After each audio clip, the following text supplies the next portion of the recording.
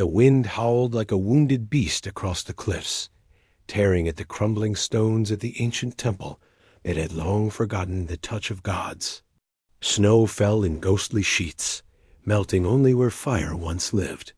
Among the jagged remains of shattered pillars and moss-eaten statues, a figure staggered forward bent, trembling, fading. Seraphil. Her breath came in short, ragged bursts, each one painting the air with mist. Her once golden wings dragged behind her like broken banners, feathers charred, bone exposed. The tips scraped stone and left smears of blood. She held something close to her chest tighter, and she held her own breath. A child, swaddled in linen so thin it seemed like mist in her arms. A lion. He whimpered softly against her skin, his tiny fingers curling into the fabric of her torn robes. His warmth pulsed against her chest like a fading star. Seraphil's knees buckled, her body collapsing against the half-buried stones of the ruined shrine. The pain was unbearable starvation, gnawed at her belly, and her wounds sang with frost and rot. But the ache inside her chest, deeper than any wound, screamed louder. She looked down at him. Elion's skin glowed faintly, like moonlight trapped in flesh. His eyes fluttered. His lips were tinged blue. No, she rasped, the sound barely a whisper. With trembling fingers, she pulled back her sleeve and drew her wrist to his mouth. Her nail traced a deep line across her flesh, and blood thicker than mortal, silver and faintly glowing, welled to the surface. She pressed it to his lips. "Drink, my little star." "Drink," she murmured. The infant suckled instinctively. Each pull sent fire lancing through her veins, and her vision dimmed. The rite was ancient, forbiddance. The act of feeding life from divine blood. It would keep him alive. But it was killing her.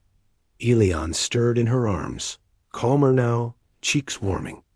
With color, Seraphil closed her eyes, and for a breath she was not on the cliffs.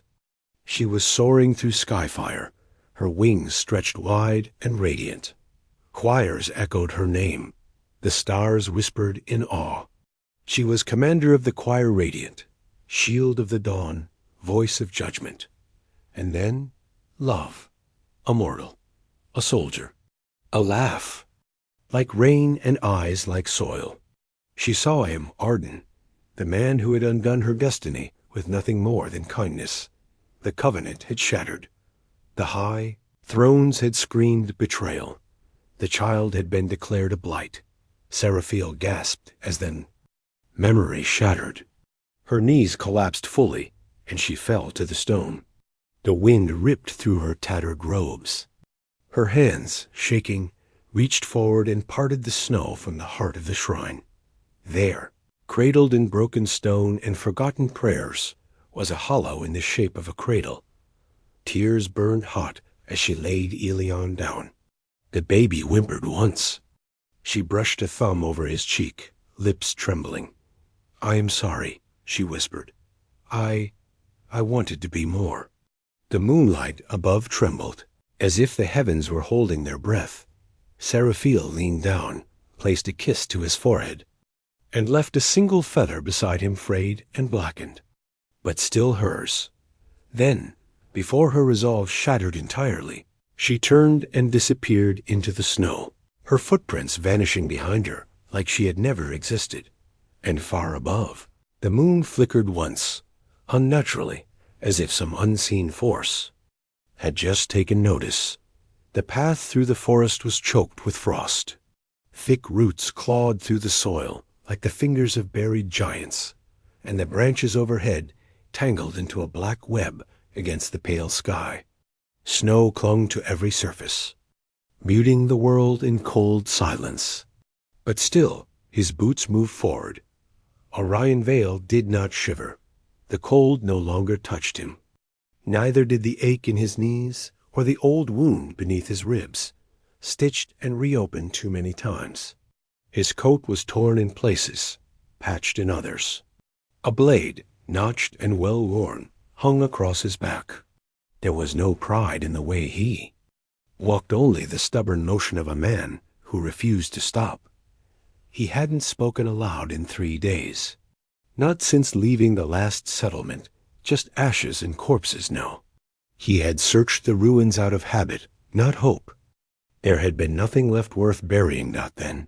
A sound, a cry thin and distant somewhere up ahead, just past the mist rising from the frozen hills. Orion froze mid-step. It was not the howl of a wolf, nor the whistle of the wind. It was smaller, softer, human, a child. He swore under his breath, throat dry. Part of him turned, already preparing to walk away. He had learned that detours led to death, that good intentions paved the graves of men like him. But the cry came again. A strangled whimper carried on the wind, and something in him, something old, buried beneath blood and years, stirred. He followed the sound. The trees parted slowly. As he crested the rise, his boots crunching across stone. Then he saw it, ruins carved into the bones of the cliffs. Once a temple, now a skeleton. The jagged ribs of the structure reached for the sky, and in the center, lit by shafts of pale moonlight, lay a small bundle. Orion's hand went to the hilt of his blade. He moved cautiously, scanning the shadows, listening for movement. Nothing stirred. No breath but his own. As he stepped closer, the glow became clear. The child glowed, not bright, just enough to cast the faintest shimmer off the snow. He knelt slowly, his joints creaking. The baby was wrapped in what looked like a piece of cloth torn from something sacred. His cheeks were pink from the cold, but not frostbitten. His lips moved, forming tiny gasps. Orion stared, heart sinking. Someone had left this child here to die. No correction. Someone had hoped he would love. There was care in how he'd been placed. The stones cleared, the cloth arranged, and lying beside the infant half buried in snow was something strange. A feather, blackened and broken, but unnaturally long. Not bird, not beast. Orion reached down and lifted the child. He expected resistance, expected the boy to wail. But the baby only stirred against his chest, small fingers grasping weakly at his coat. His skin radiated warmth. No, not warmth. Power. Then it struck him. A vision, sudden and violent. Fire raining from skies. Wings torn in flame. A woman's scream echoing through the void. The earth split. The heavens bleeding. He staggered, caught himself on one knee, the child clutched tight in his arms. "What are you?" he whispered, voice hoarse. The child opened his eyes then. Not brown, not blue, not green. Gold. Orion looked away, cursing again under his breath. He should leave. He knew it. Walk away before this became more than it already was. Before fate got its claws into him. But the boy whimpered, and those golden eyes flickered toward him. "Damn you," Orion muttered, standing. "You're just a baby." He wrapped his coat tighter around the child and turned toward the trees. The path ahead was long, treacherous, and filled with questions he didn't want to answer. But still he walked, and far above, hidden in the yellow, snow-drenched trees, a figure watched from the shadows, her silver eyes hollow with pain. Seraphi. She did not move, could not speak, only clutched her own arms as she watched a mortal walk away with the only thing that still mattered in this dying world. Her son, her light, and perhaps her last hope. The snow fell heavier that night. It drifted down in thick, silent curtains, blanketing the world in a hush that felt sacred. But even through the soft stillness, something stirred just beneath the fabric of the world. A pressure, a listening, like eyes behind every cloud, like breath behind every tree. Heaven had heard. Far beyond the forest, beyond the reach of mortal eyes, the air split. Not with thunder, but with fire. A rift tore open in the sky, its edges seared gold, pulsing with divine authority. From within, shapes descended, armored figures cloaked in flame and silence. Their wings beat not with feathers, but with blazing light, vast and terrible. They did not speak. They did not question. They had been summoned. The Inquisitors of Flame had come. Their commander, Razarael, touched down on scorched earth, his blade humming with judgment. His armor shimmered like burning stone, and in his wake the trees withered. "Scent is fresh," he murmured, voice like smoldering coals. His second, a lean figure with molten eyes, nodded.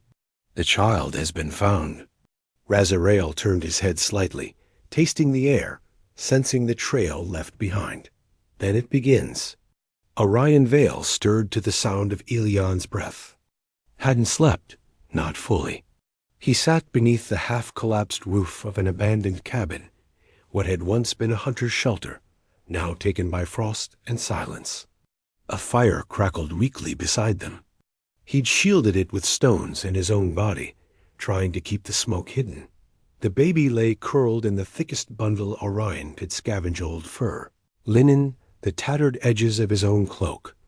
His skin had paled again, lips dry. But his chest still rose and fell. Alive. For now. Orion watched him for a long while. He didn't speak. Words had long since become useless things. Instead, he sat still and listened to the trees, to the wind, to the distant groaning of ice. Something was wrong.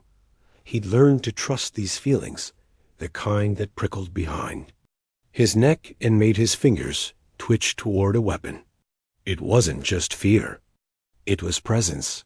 He stood slowly, gripping the hilt of his sword, and stepped outside. The snow had stopped, but the sky, it was wrong. Too clear, too still, as if the world had stopped breathing. He turned back toward the shelter, planning to move now, before whatever was watching decided to strike. Then he saw it, a flicker in the tree line like a flame without smoke. Shape stepped forward, winged, armored, silent. Orion didn't move. Another figure landed to the right, then another, and another. Four of them. He shifted one foot back toward the cabin, blocking the doorway with his body. The lead figure removed his helmet. His face was carved like marble, perfect and cold. His eyes white hot, like molten light, bore into Orion with no trace of empathy. "You carry something that does not belong to your world," Razarael said. His voice struck the air like a bell tolling over a grave. Orion didn't answer. "Hand the child over," the angel continued, "and be forgotten." There was no threat in the words, only certainty, as if the outcome had already been decided.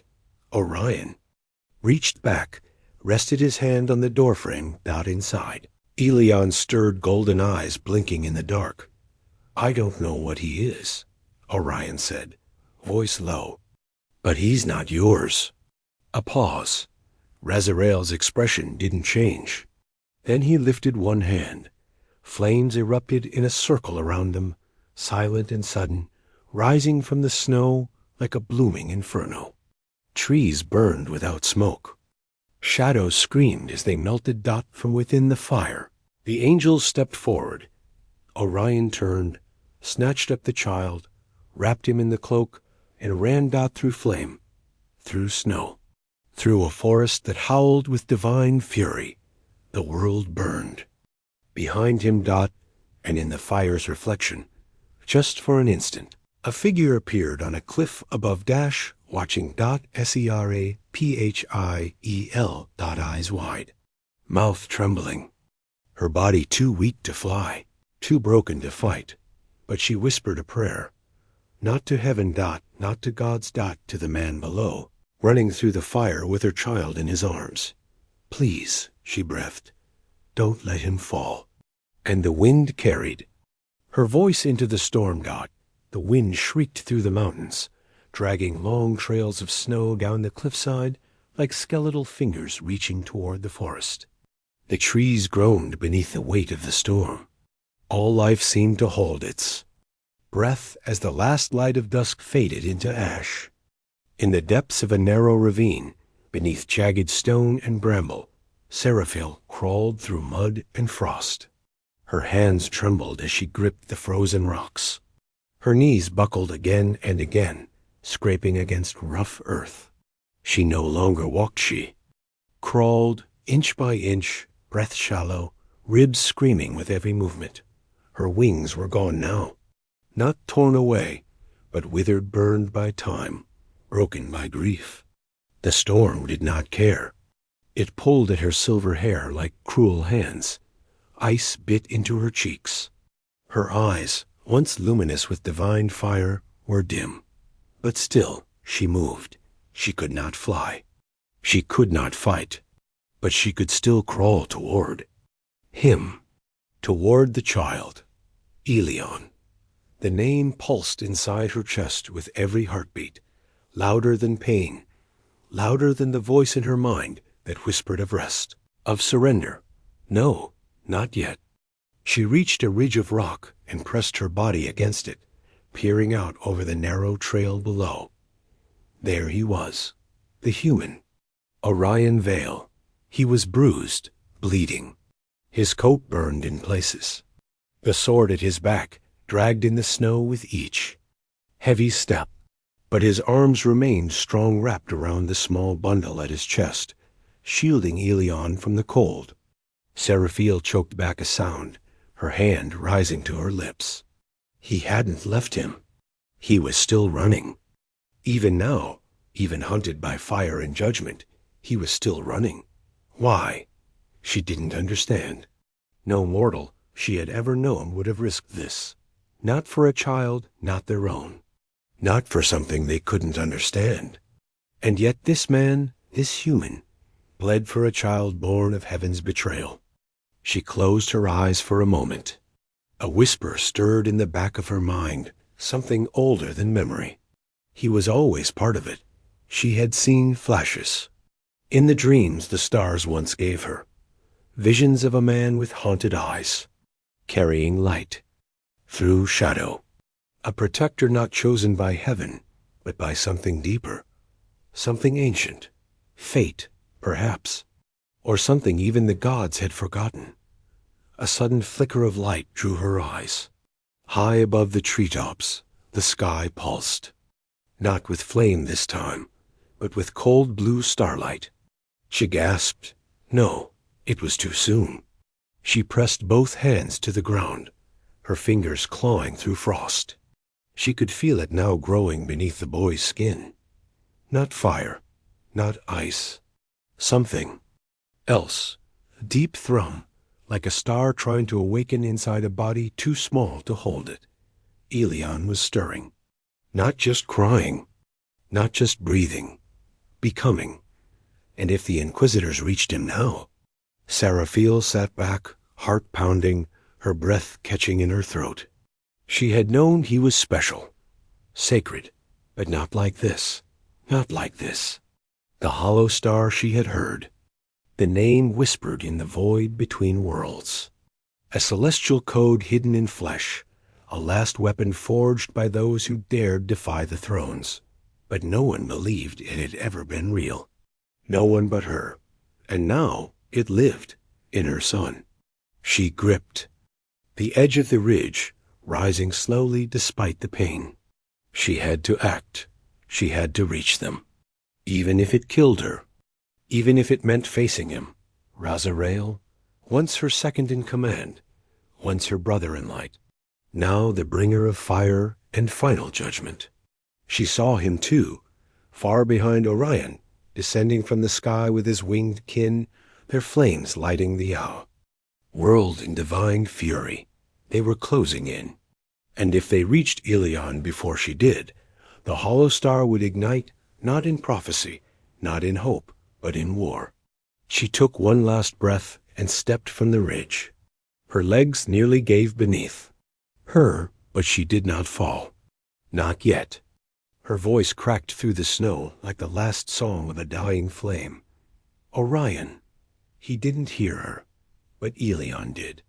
The infant turned his head, eyes fluttering open. And for the first time, he reached toward the sky. Not with fingers. With something else. Something inside him. The cloud split. A line of stars bled through the dark. And the world began to remember. Seraphim staggered forward, her body screaming with every step. She had to reach him before the heavens did, or everything would burn. The forest groaned under the pressure of encroaching fire.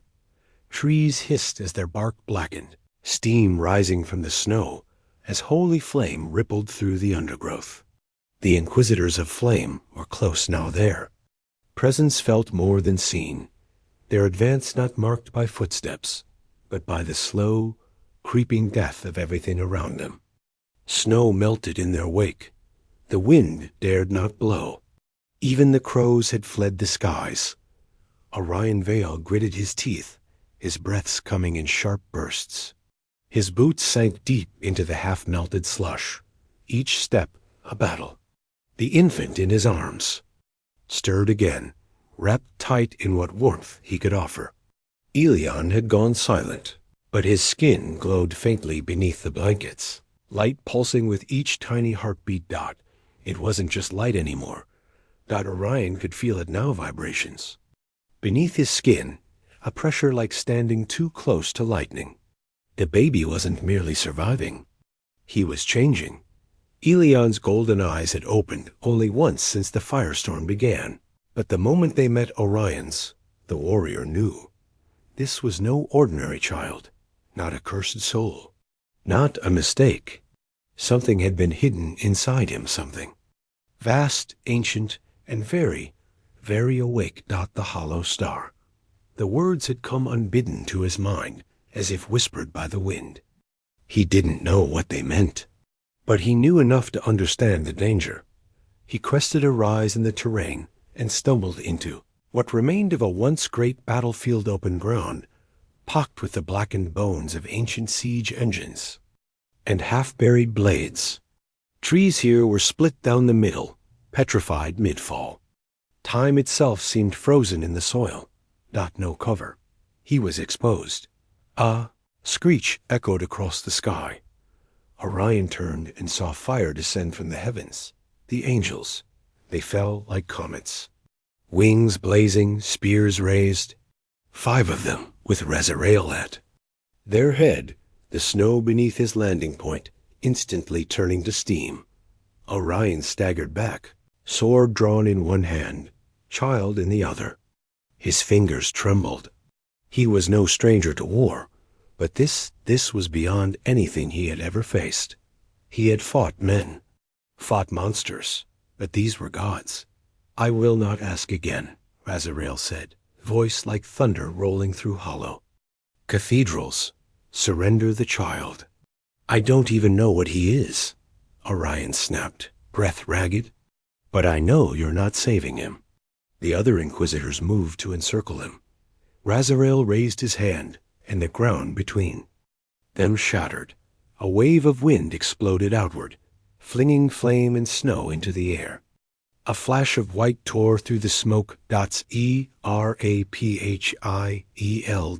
She crashed to the ground between Orion and the angels, her knees hitting stone, her breath heavy and ragged. Her once glorious wings were now little more than threads of light, flickering and tattered, but still she stood. "Enough," she rasped. Razarael's expression remained unchanged, but the light around him pulsed once brighter. "Sharper. You dare show yourself," he said. "I dare to protect what's mine," Seraphim said, lifting her chin. Her voice shook, but not from fear. Orion moved to her side, keeping Elion close. "You're the mother," he said quietly. She didn't look at him. Yes. There was a beat of silence. Then the fire moved.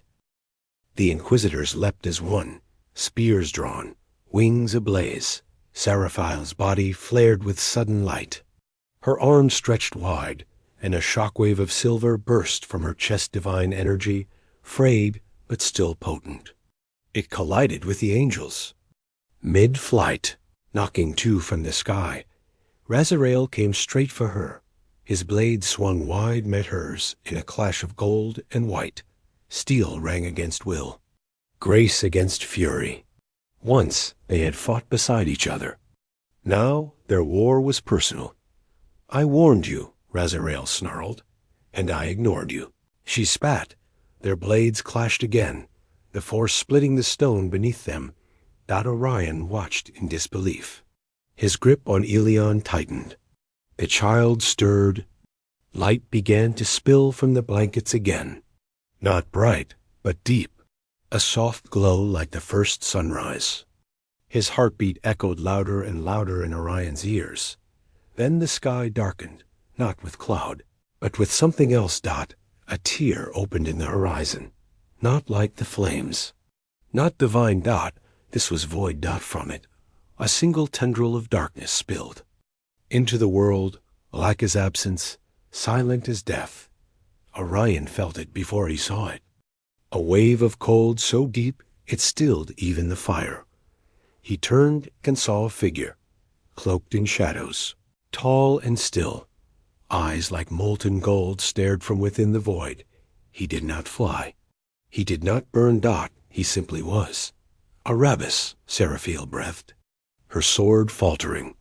Even Razarael paused, flame dimming at the name. Orion didn't know who this creature was. But Elion whimpered in his arms, and the hollow star shuddered. Silence fell like a stone dropped into a deep, black well. The flames around the battlefield guttered low. The very air recoiled. Even the snow refused to fall.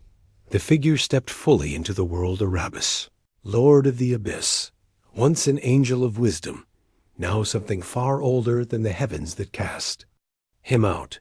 His robes trailed like liquid night across the ground, and shadows clung to him like loyal beasts. Wherever he walked, frost cracked, stone withered, and light faltered. He moved slowly, deliberately, as though he had all the time in the world, and perhaps he did. Razarael's jaw clenched, his grip on his flaming spear tightening. "This is not your domain," the archangel warned, voice taut with barely restrained fury. "Begone, Wraithborn." Arabis stopped, just a few paces from the heart of the battlefield. He tilted his head slightly, as though listening to something no one else could hear. "I came," he said softly, "not for your wars or your servants." His golden gaze fell to the infant wrapped in Orion's arms. "I came for him." Seraphim staggered, her wings trembling. "You will not take him," she whispered. Erebus didn't look at her. "I don't need to. He already hears me." Elion stirred in Orion's arms, his tiny fingers uncurling toward the void. His golden eyes, half-lidded with exhaustion, shimmered with strange light, less like fire now, and more like starlight caught beneath deep water. His glow pulsed once, twice, and then it changed, not brighter, not louder. Deeper. Orion single quotes S heart skipped a beat. Something was shifting. Inside the child. A pressure built like a held breath waiting to exhale. The hollow star was awakening. He didn't understand it, didn't have the words for it, but he could feel it in his bones. The child in his arms was calling to something new, to everything. Heaven, earth, abyss. Razarael stepped forward, voice rising like a blade drawn from its sheath. "He is an abomination," he growled. "He was never meant to exist." Arabis slowly turned his gaze toward the archangel. "And yet, he does." That simple answer struck like a thunderclap. Razarael snarled, his wings igniting again, casting long shadows across the battlefield. "Then we end it here." He hurled his spear, a bolt of living flame, straight at Elion. Seraphim screamed and lunged. Orion didn't think. He turned his body, shielding the child with his back, but the spear never reached them. A blast of energy. erupted from Elion No, through him. A ring of pale light burst from the baby's chest, rippling outward in a shockwave that sent angels tumbling from the sky. Razarael was flung back, his spear disintegrating in the air. The battlefield cracked.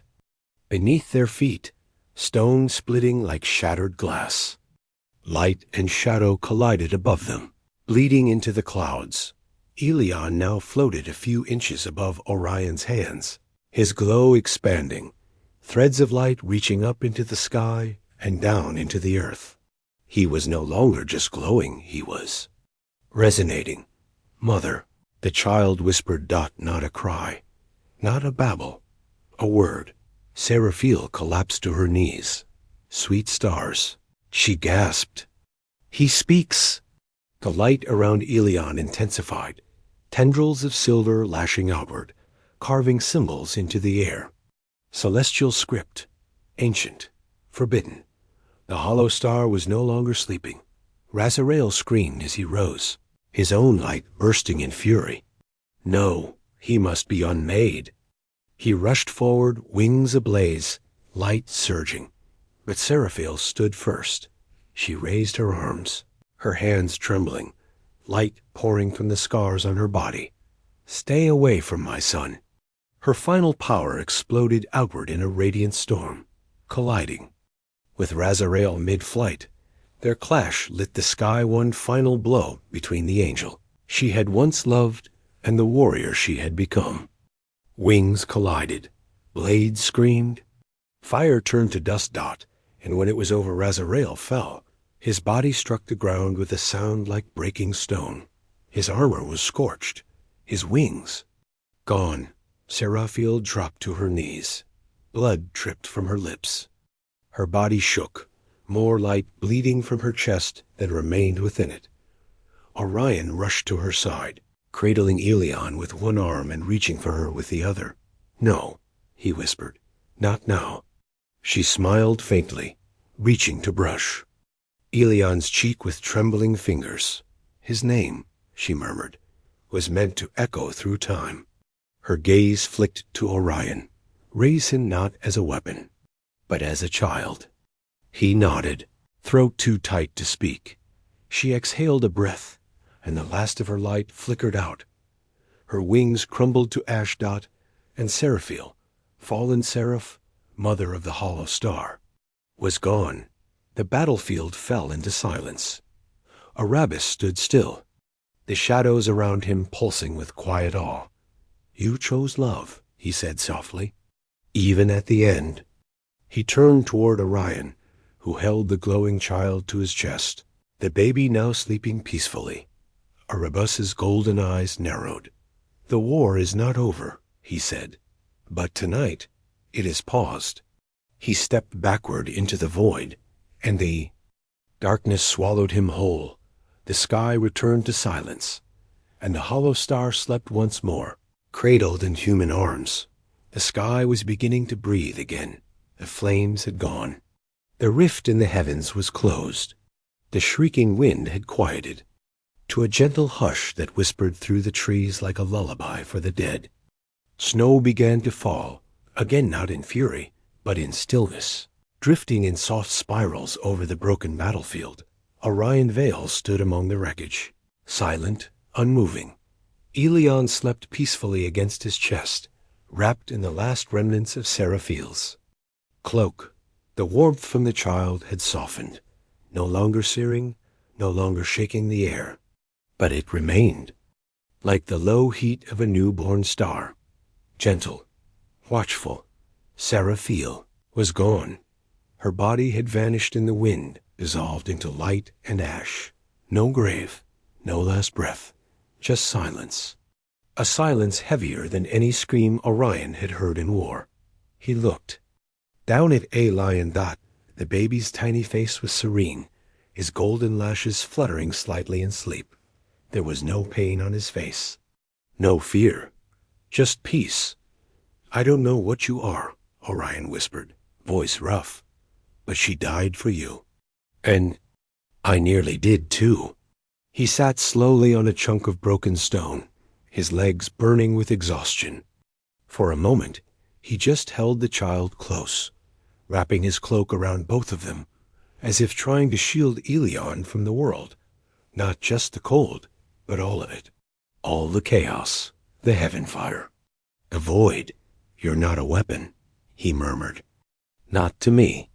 Elion stirred and gave a soft sound, a hiccup, a tiny breath. Orion felt the weight of everything press into him. A hollow star. Seraphiel's last light. The death of an archangel. The appearance of Erebus, that walking abyss. The sky would not forget what happened here. The heavens would regroup. The Inquisitors would return. And Erebus, he was no savior. He was watching, waiting. Whatever part he had played in this moment of mercy, it had not come without cost. They would all come again. When the boy was older, stronger, brighter, but Orion would be ready. He stood, clutching Elion tighter. The snowfall thickened again, masking their presence as he began to walk. Not toward a village. Not toward a city, away, into the wilderness. There were places the sky couldn't see. Caves and valleys forgotten even by maps. He had wandered for years without meaning. But now he had one. The hollow star would be raised in silence, not in peace, not as a child, not as a god. Years passed. Seasons turned. The scars on the earth slowly healed, though some never would. Tales were told of a battlefield where angels had fallen, where fire had frozen, where something terrible and beautiful had been born. But no one found the child. No one saw the man, because they had vanished far away, in a place untouched by heaven or abyss. A boy ran through a sun-dappled forest, laughing, golden hair catching the light. He was older, now perhaps 6, maybe. 7, his eyes were gold. His smile was crooked, like the man who raised him. "Come on," the boy shouted behind him. "You're too slow." Orion's voice echoed back through the trees. "I'm old, you little flame." The boy laughed and kept running. Later that night, under a sky smeared with stars, the boy sat by the fire. Orion cooked something over the flame. Elion watched. The sparks rise and then whispered, "The stars speak sometimes." Orion froze. He looked up slowly. "What do they say?" Elion turned to him, face calm. "They say I don't belong to them." Orion's heart clenched. "Do you believe them?" Elion thought for a moment. Then he smiled. "No, I belong to you." The man said nothing, but in that silence, something like peace returned to the world. Far above, beyond clouds and constellations, in a place where neither angels nor demons dared breathe, a tear in the veil flickered open for a single moment. Eyes of shadowless gold watched from the dark. Erebus stood still, and he whispered, so softly that even the stars held their breath. "The hollow star awakens. The second age begins." Then the void swallowed the vision whole, and the sky remained silent for now.